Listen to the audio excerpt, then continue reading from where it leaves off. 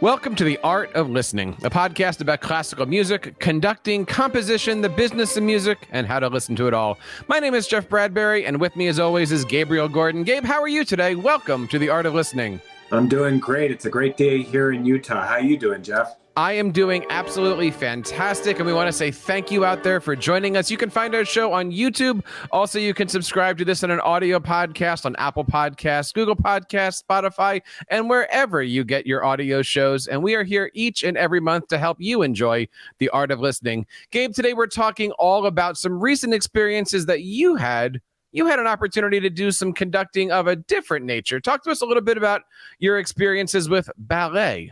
Yeah, so I've had the opportunity now to conduct Ballet West, one of the top 5 ballet companies in the country, several times now.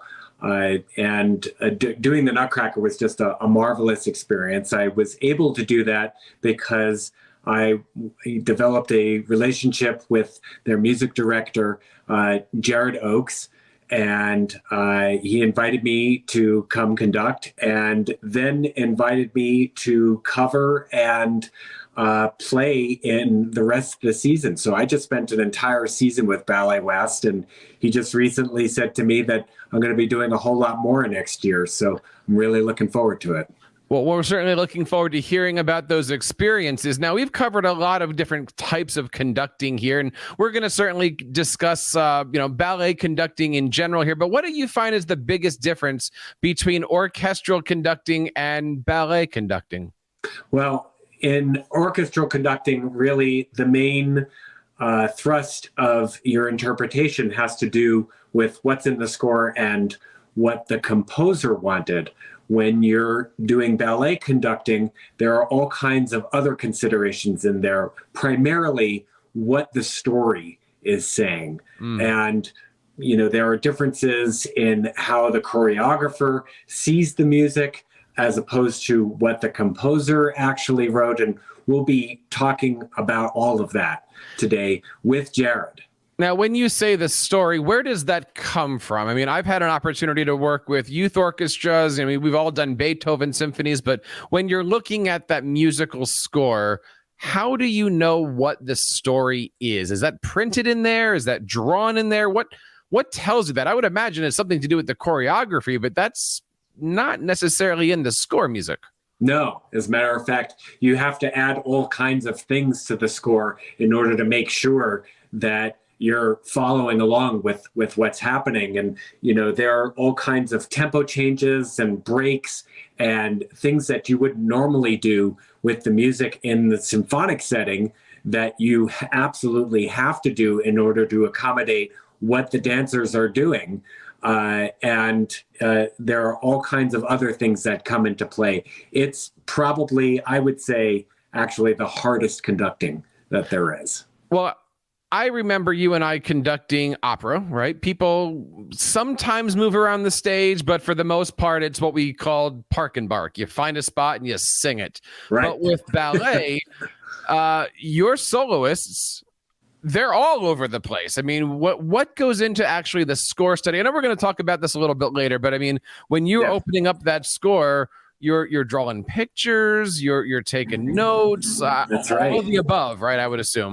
Right. So, when you're, for instance, there was one point when I was actually, there are 3 notes that you have to play. And if you were doing in a normal symphonic setting, you would just play them in tempo and, be predictable for the orchestra.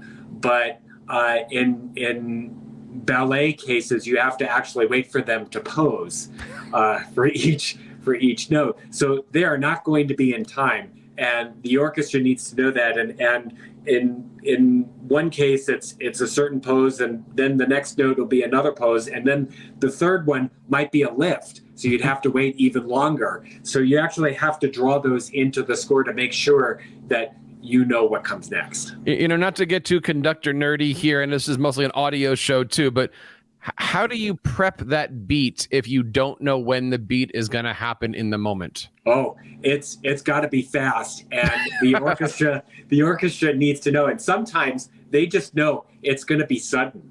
You have to wait, and there are sometimes at like especially in Nutcracker. So Nutcracker, you're doing 26 shows, and it's going to be different every night, right? So in some cases at the end of one dance, it's going to be straightforward, and you're just going to go right into the end. In other cases, you're going to actually slow down slightly towards the end. In other cases, you're going to slow way down, depending on actually what happens in the moment. Maybe they've lost their balance for a second, and you need to actually react to that. There was one point in the Nutcracker when there's actually a run and then a note that has to be timed perfectly with the Nutcracker doll being broken at that particular moment, and they actually couldn't pull the doll apart. So I actually had to wait until they pulled the doll apart and then continued with the music, because otherwise the next music wouldn't make any sense. So you have to constantly be on watch, and the orchestra, which is in the pit and can't see the action, they have to watch you. You are like way more needed on the podium for this than you are for symphonic works. That's for sure. Now, one of the things that you had the opportunity to do during this run was to sit down with Jarrett Oakes, the main conductor of the group. How did you and Jarrett meet each other?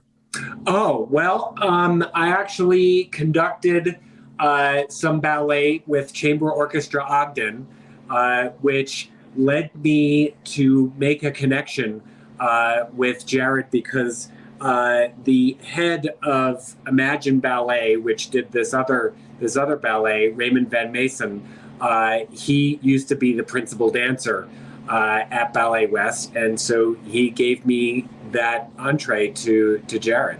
That's wonderful. And yeah. What is it like when two conductors are sitting there talking about the same score? I'm assuming it's you have your ideas, he has his ideas. Did you guys click right away? Did you work on each other? Like how does this conversation go? It was a total nerd fest, I can tell you that. We just I mean, it's like you and me, Jeff. We just started talking about stuff, and what's amazing is because he's pretty young. He's in his later 20s, but he has so much more experience with this than I do. We just started learning from each other and developed a great friendship pretty quickly. It was awesome. Now, he's coming at this from a slightly different angle. We're going to play a few different excerpts throughout this episode here between Gabe and Jared, but Jared's coming at this from a different angle than you. You are a violinist. He is a piano player. Right. Obviously, when you're looking at a score, you're looking at it as a conductor. He has the opportunity to perform rehearsals. Is that an advantage? Is that just something that non-piano players have to work on? What do you see as the difference between, piano playing conductors, especially for things like ballets and operas, and non-piano players, mostly like you and I? Well, I would say that, in general, when I first started conducting, a lot of people were saying to me that I had to get my piano skills up because I should be able to play the score at the piano. Now, the reason for that is so that you can be able to hear the score in your head as you're studying. And luckily for me, I had many, many years of sight singing and theory training, so that I actually didn't need to sit at a piano in order to be able to hear the score in my head. So that skill, became something that I didn't necessarily need, and I was able to succeed without those skills. And there are many, many other string players, many people without piano skills who are able to do that, and that's an important thing. In ballet, it becomes even more important because you need to be able to feel what the dancer is doing, and what he's able to do, because he's doing all of these sessions with the dancers. He can observe them over weeks at a time and be able to feel what is supposed to happen there. What I do in lieu of that is I actually attend these rehearsals where he's playing, and I watch the dancers as he's doing that. And what we've been able to do is figure out a system where he's playing and I'm actually conducting him as I'm doing the dancers. So we kind of bridge the gap that way. But he certainly has a huge advantage being able to play for the dancers. Well, Gabe, I know what your thoughts are between the differences between conducting a symphony and a ballet. Let's take a moment here and learn what Jared's thoughts are. We'll be right back, but here's our first excerpt with Gabe and Jared. Well, since I still play the piano and upwards of 6 hours a day in rehearsal, Right. and an hour and a half for class, that doesn't leave a lot of study time. Right. At least it's hard for me to want to go home and study or even listen to music. For me, the music is done for the night many times. So a lot of my preparation is in thinking as a conductor even when I'm at the piano. Right. Which isn't the entire equation, of course, because there's so many things about the orchestra that need to be studied that you can't get from a piano reduction. Right. But the overall things, the choreographic awareness, what preparations am I going to do? Am I going to be in 2 or 4, or am I going to subdivide something? Right. All of that I do at the piano with the piano reduction. Right. And now that I'm music director, I try to bring my orchestral score to those piano rehearsals. So if there's an extra moment, then I can open up the orchestral score and compare it to what I think is going on. Well, you're conducting Carmina Burana right now, and one of the things that I noticed when I came to the studio was actually you weren't doing the piano reduction, and that was a special challenge for you this time. Yeah, it's not very often that we rehearse to a recording. Right. But sometimes with new creations, they like to use the choreographer may want to use the recording so they can get the full effect of the sound in their ear, so the choreography can match that. Right. And what I found, this being a relatively new experience for me in the process, was suddenly, I have to know the score and I have to know the choreography. So it's like this whole added layer to the whole thing. That was a challenge. And then you also have, and I might even call that part of the score. Part of the ballet score is the choreography for just that production and even just that time. Right. Because we could do Sleeping Beauty, the same production of Sleeping Beauty in 5 years. But tempos could be different, the dancers are different, the company is always evolving. Right. So in a way the score changes with each time you do something. Well, and then, we do these, kind of hybrid, what I like to call Frankenstein scores, where, they take pieces from many, many different things and kind of put it together so that it fits the story. And, you think you're, in the middle of one piece and then suddenly you're in the middle of another and you just kind of have to change with it. Yeah. It's kind of interesting. Gabe, it was interesting to listen to you and Jared talk about that. And, while I was listening, I was thinking there are so many differences between preparing a score for a professional, semi-professional orchestra and doing an opera or a ballet. What did you find surprising as you were preparing your score this time? Well, really, the difference is after a little while, I realized that Jared actually has this huge advantage because, here I was sitting at home and I was watching video from an old performance of the same choreography and, just trying to get the choreography in my mind and putting it into the score and so on. Jared, is living and breathing this score at the piano every single day, 6 hours a day. And that's his job to do that. And, that really, gives him a huge advantage. And then unfortunately for him, for Carmina Burana, they weren't using the piano score, and he actually had to learn it in the studio the same way I did. I mean, I went to the studio, and I just looked at him. I said, "Well, we're doing this with the recording in the studio. I may as well go home and watch it on video." And he said, "Yeah, you're right." So, it was the advantages most of the time that Jared has by being able to play the piano reduction in the studio. I found that it was just a completely different experience when I was doing that.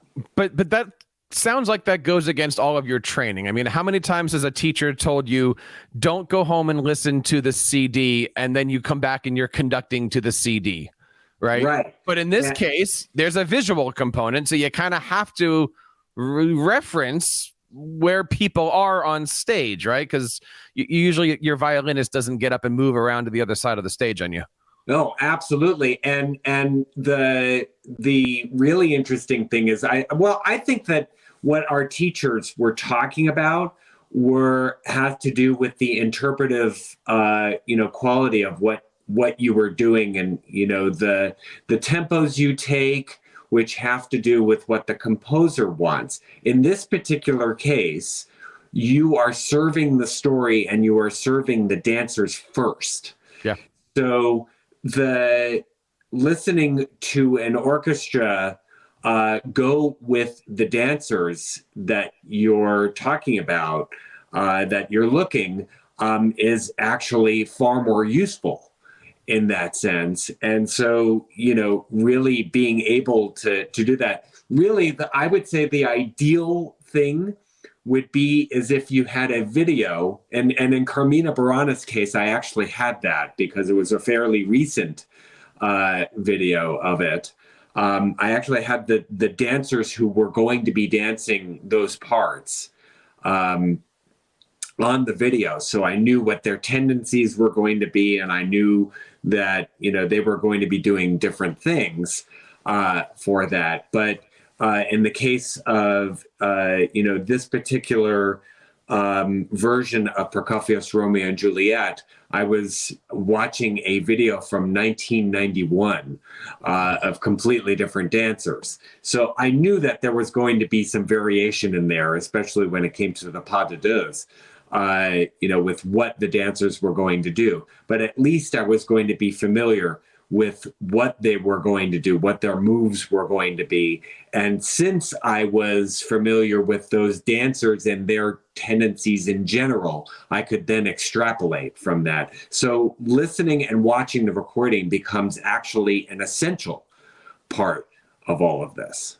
When you're looking at the differences between conducting just regular orchestral pieces and working with operas, working with ballets, and we talked a lot recently about working with soloists, you realize that you as a conductor see the schedule. Okay, we're doing Tosca, we're doing Nutcracker. I learn Nutcracker so I can conduct this series of Nutcrackers. But when you're working with those ballet professionals or those opera singers, they've been practicing that role for years. Right. With vocal coaches and breathing coaches and choreography coaches, and this is their opportunity, or this might be their 30th opportunity. Right. And you might be coming in here going, yeah, I got the score a couple days ago. What do you want to do? Doesn't that make things a little bit more intimidating for you, though? No, it can. I mean, in the ballet world, it's different because the differences have to do with the people who have, they've done it maybe 2 or 3 times before, and they retire in their late 30s, so they actually only get 15 years for their career. And so maybe they've done Romeo and Juliet 3 or 4 times or something like that. So they're a little bit more open to interpretation. But really, Prokofiev can put whatever tempo marking he wants on there, it doesn't matter. It's up to them, you know, what's going to happen. The great story that I like to tell about what the composer wants and what actually happens in the ballet, it has to do with Copland and Appalachian Spring. He and Martha Graham agreed on a whole plot line for Appalachian Spring, and he wrote the music according to that plot line and sent it to Martha Graham, and Martha Graham said, okay, you know, I'm going to make the choreography for this, and in about 6 or 7 months, we'll get together. So Graham says, okay, we're ready now, and Copland flies over and starts watching the ballet, and he turns to Martha and he says, this isn't even the same plot line. It's like a totally different story. And Martha Graham says, yes, that's how it is. And Copland just let it go because he knows his music is serving the story. And, you know, the music doesn't necessarily go with what the composer wanted. And that's actually the subject of the next excerpt that we're going to hear with me and Jared. Oh no! I mean, when I make additions in the score, like, I mean, there are some times when, you know, something is meant to go right on, and you have to stop because something else is going on. That becomes a new part of the score because of the choreography. Absolutely, and yeah, it's actually a fascinating way of, you know, figuring these things out because, you know, as an orchestral conductor, you know, very often a lot of conductors, I think, are kind of, you know, you have to do it this way, and this is what the composer meant. And really, with ballet conducting, you kind of have to throw all that out and just say, okay, this is what's serving the story and serving what the dancers need to do. And that's really, really important. And you can, of course, make requests of the dance collaborators, and I think they're often open to those things. Yeah, you know, this is what, you know, the composer, you know, meant to do. This is how people are familiar with the piece, you know, especially if you're doing, you know, something like Carmina Burana or something like that. And I have seen you do that, and they've been open to it. That's pretty cool, actually.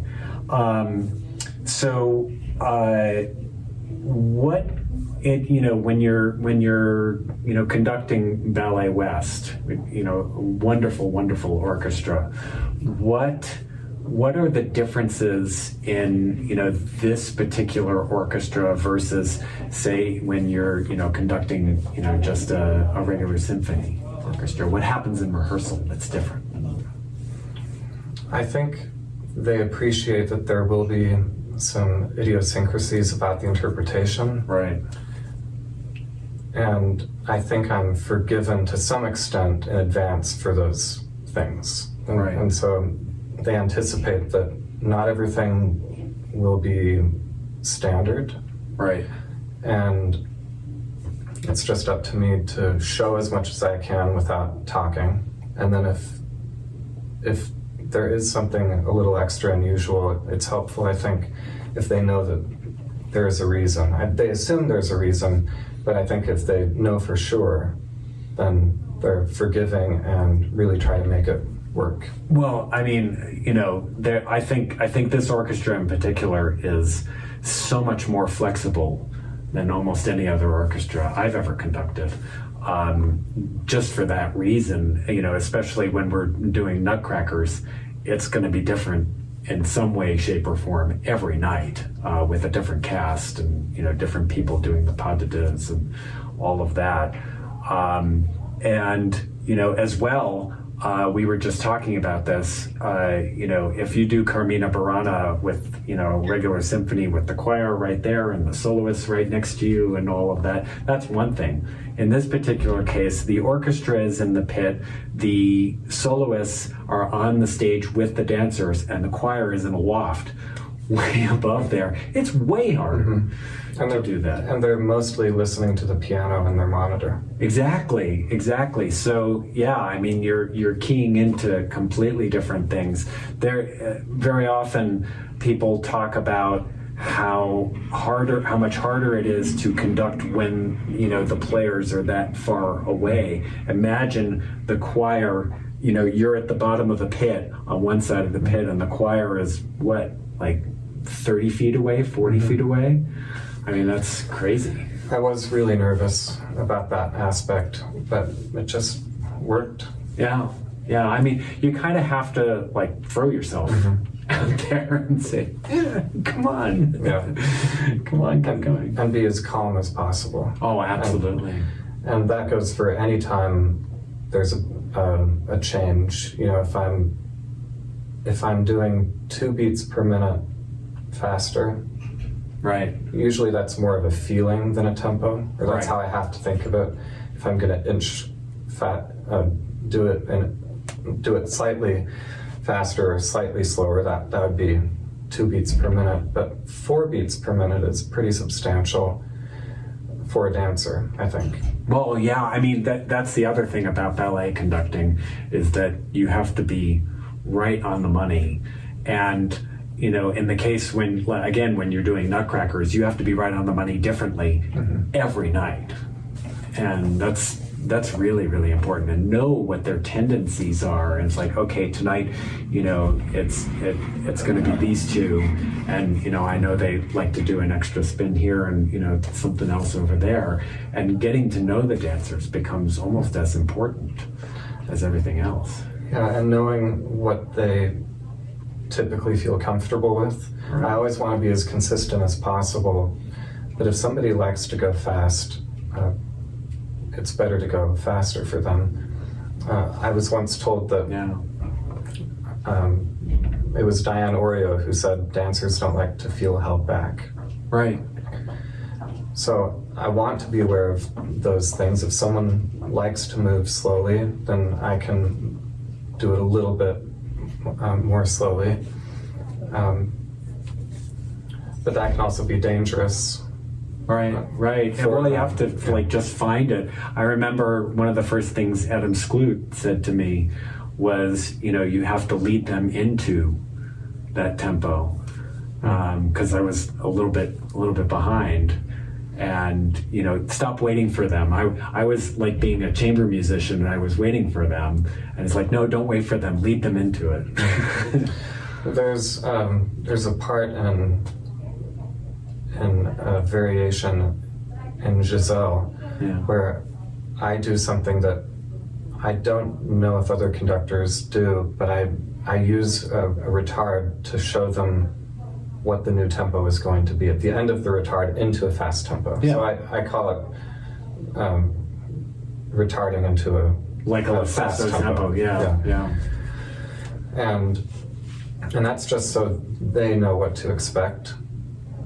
And it takes a couple of times, and then they can hear it. Right. So it's whatever's natural or whatever's predictable is the best thing to do, I think. Well, I always thought like I was coming to this, from a chamber music background, and so I was, kind of taking that attitude. It is very much like that, but in a slightly different way. You're more like in a Haydn string quartet, the first violinist and kind of everyone else in that sense, and you're bringing everybody along. Yeah.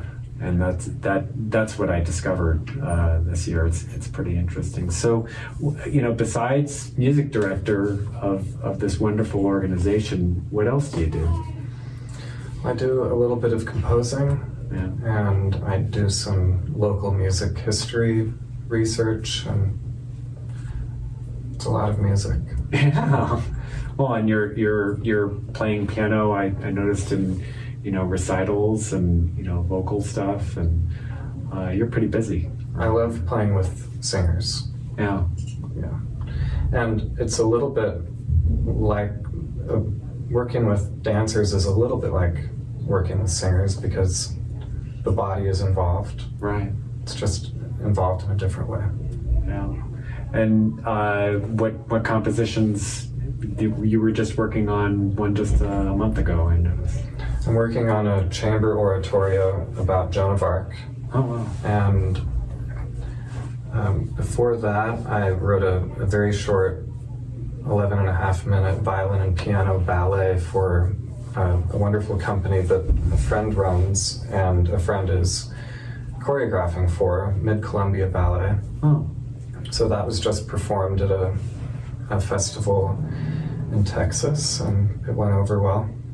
And I got to record that with Becca Mensch, who was our former concertmaster. She was actually the concertmaster at the time I first came into the company. Right. And I relied on her eyes to tell me if I was doing the right thing.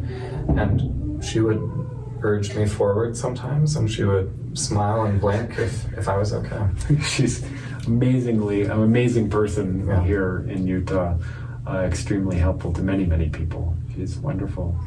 Well, thanks so much for this great conversation. Appreciate it. Pleasure. So, Gabe, it was great to see that, no matter if you're doing a ballet score for the first time or you're doing 100 ballet scores, it's still difficult to put together. There's still a lot of things that you need to worry about. You're always constantly working with things. I mean, even when I look back at working in musicals or operas, they're all soloists. They all have their own collaboration styles. They all have their things that they need. And I just remember writing in my scores, this cast needs this cue. This cast needs this cue. Right. I would imagine for ballet, and I think I had a teacher tell me this once, you're drawing an awful lot of designs and configurations in your score. Did you do that a lot in your ballet scores? Oh, yeah. I mean, there's the new things that I'm writing in there, and the new colors that I use in order to make sure I can see that. It's like, there's like if there are 3 separate chords or something like that, I'll write the word lift, turn, and the thing is like, I'm still learning, the language. Right. Of ballet and trying to figure out what they're saying, like, oh, there's a plie here and there's this there, and it's one of the great learning experiences is looking through Jared's piano score as he's going along, because then I can see what these moves are actually called in the French and what they're referencing and so on. So, and then, you reach the end of the movement and, I wrote in big red letters, wait, or bows or some, stuff that I've never written in my scores before. And, as we talked about, really all of this becomes part of your score study and what you're writing in there. And you're not just writing trombones and violins. You are now writing all of this other stuff. Well, you're writing the transcriptions in there too. I mean, what does the text say? Where are they on stage? You're writing cues for them. Exactly. You're writing cues for yourself. Yeah. You're writing the stage cues. Right. And they don't give you a lot of space on those score pages. No, and the cues change completely, especially when you're dealing with the dimensions of the ballet world. And, like we were talking about with Carmina Burana, the orchestra is in the pit. The conductor is in the pit with the orchestra. The soloists are on the stage with the dancers, and the choir is in a loft about 40 feet away. Yep. That's going to change everything that you do. I also look at this as a bridge, right? If we're looking at the history of music, we got the Baroque, classical, romantic, but leading into all this is film scores. How does all of this compare and contrast to what we see on the big screen? You had an opportunity to talk to Jared a little bit about the difference between ballet scores and movie scores. What's your thought on all this stuff? Making sure that you're taking that music and serving, as you mentioned earlier, a greater power that's beyond your stick. Well, like we were just talking about in the last excerpt, it's all about in the service of the story. And, great directors like to get composers that can read their mind and, know that, the music that is going to accompany the action in the movie is going to, be what they want it to be. And in the ballet world, it's really kind of like in the reverse. The choreographer listens to the music and then makes the action according to the music, which may have, in some cases, in Copeland's case, nothing to do with the story that they agreed on. And then they fashion the music around the story in that sense. And what I find really interesting is how the Ballet West Orchestra has become its own personality in that sense. We talked a lot about how you have to deal with what a youth orchestra's needs are, what a community orchestra's needs are, and what the New York Philharmonic's needs are, and they're all different needs. For the Ballet West Orchestra, they have their own personality and their own needs, and for that matter, as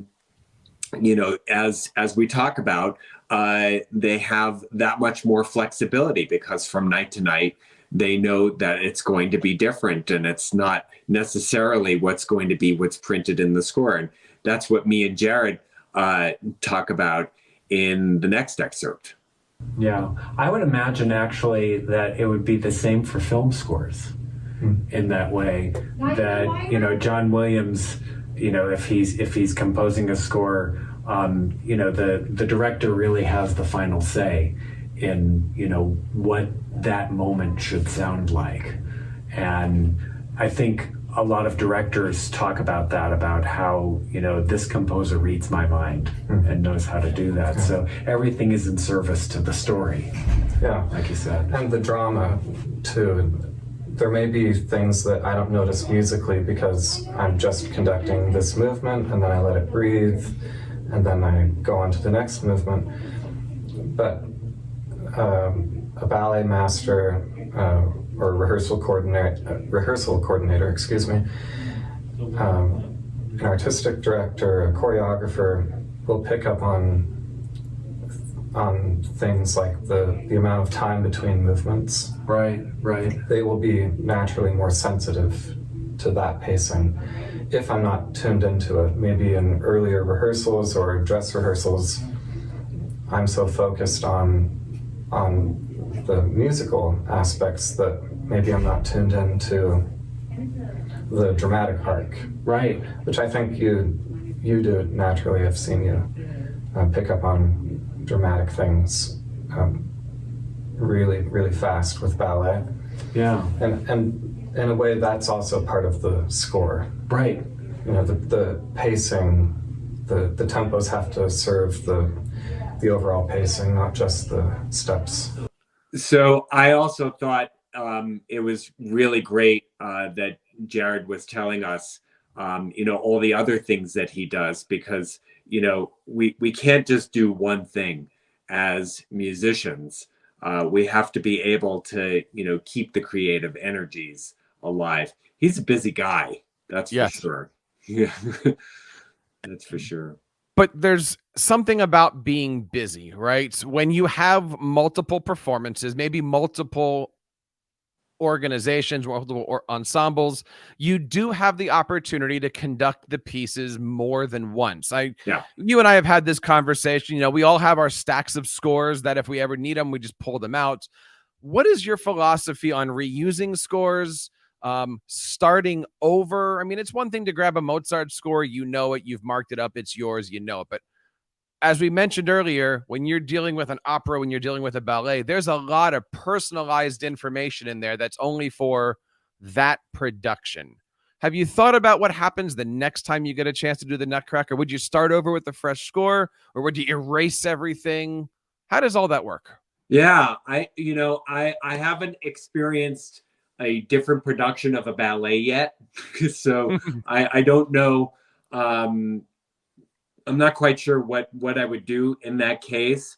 I know that as I was making notes for the choreography and the scores that I was marking, I know, unconsciously or semi-consciously, I was leaving room for other notes in there. in particular, Romeo and Juliet, actually, Ballet West brought back a production that they had done in the past. That particular production they hadn't done in like 20 years. And, that's why I was watching video from 1991 for that. The last time they had done Romeo and Juliet was a completely different production, with other things. And my instinct at this point says that I'm just going to use the same score and like maybe use a different color, for the choreography markings, so that I'll know the differences, between those. For Carmina Burana, I had conducted already several performances of Carmina. And so I was putting choreography notes in there, and that was it for that. So my instinct says that if I do another production of Carmina and it's a different choreography, although I'm not sure of one that exists actually right now, but if there's another one that I'm doing, then I'm probably just going to take a different color pencil or something like that, and and do the different choreography in there. But lots of people, I was just looking at the Facebook account of our buddy Samir Patel, who was talking about breaking open a brand new empty score of a Beethoven symphony, and just starting from scratch. I like that idea. I like the idea of starting from scratch and just starting over, especially if it's been many years since you've done that. And if you have the time and the inclination to do something like that, that's great. Very often in the business, you really, really don't have that time. So it just depends. We would love to hear from you out there listening in the conducting world. If you have any advice on how to start a piece a second time, or if you've ever been a ballet, opera, whatever conductor, and you want to share some ideas with us, we would love to have you guys featured here on the show and would love to have your stories be told. Gabe, where can somebody get a hold of you and this program? You can go to gabrielgordon.net and look up the podcasts, and you can get it there. And we hope that you've enjoyed this program. Don't forget to hit that like and subscribe button on Apple Podcasts, Google Podcasts, Spotify, or of course over here on our YouTube channel. We would love to have you guys as part of the Art of Listening family. And that wraps up this episode of the Art of Listening. On behalf of Gabriel and everybody here, my name is Jeff Bradbury. Enjoy the music.